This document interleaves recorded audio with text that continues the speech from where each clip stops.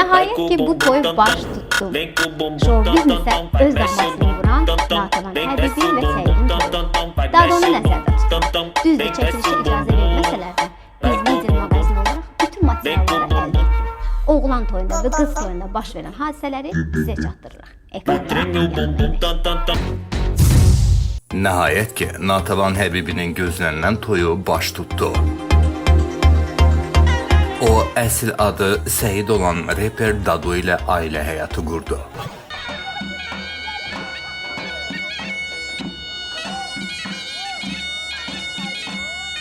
Qız toyunda və oğlan toyunda baş verənlər Lider mağazində. Bu, qız toyunda olanlardır. Qadağalı toy, bilirəm, hə. Mən bu toyun qadasını alıb, ev yox. İlk təbii ki, sizin vasitəniz deyirəm. Allah xoşbəxt eləsin. Sevinirəm onun yerinə. Əsl sevgilərini sübut eləsinlər ki, heç də siz fikirləşən kimi deyil, mən doğrudan da o bəy də məni sevir. Təbrik edirəm Nata, xoşbəxt ol.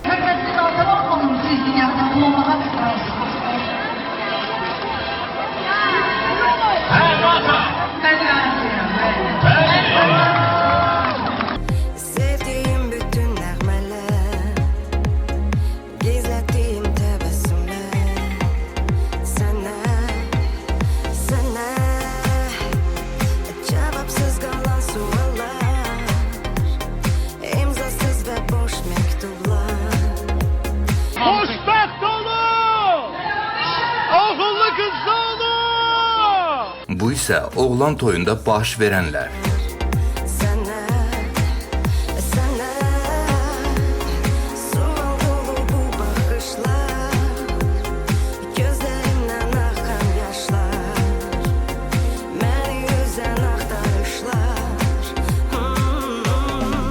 Əvvəlcədən anons elədiyimiz kimi Natavan öz toyunda çəkiliş aparılmasına icazə vermədi. Biz də onun bu istəyinə hörmətlə yanaşıb baş verənləri kənardan izlədik.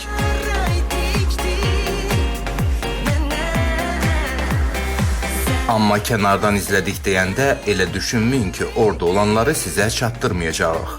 Baş verənləri həvəskar çəkilişlə də olsa sizə göstərəcəyik.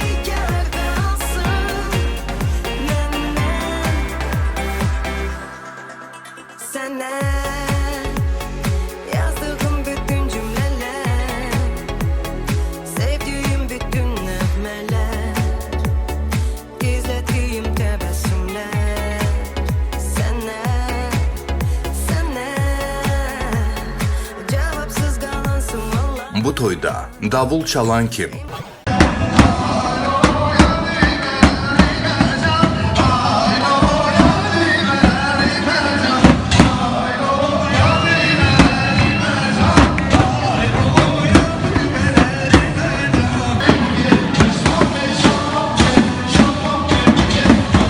Xonça gətirən kim?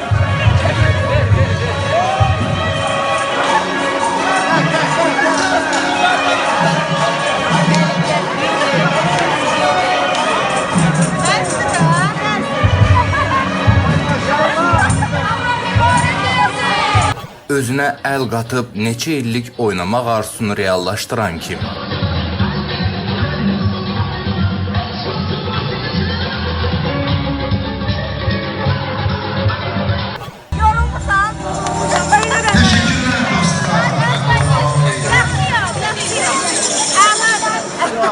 Bir sözlə, bu toyda Əli Vəliyə, Vəli Əliyə qarışdı.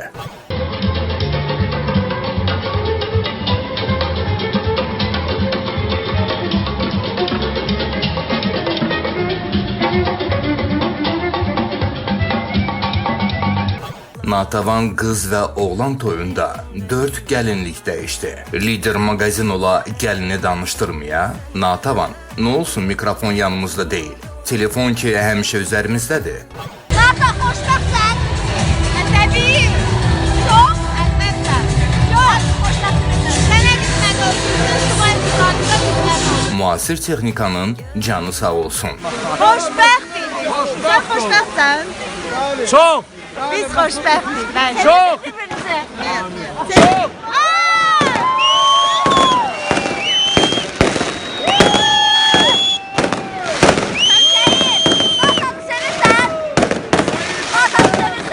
Çox! çox.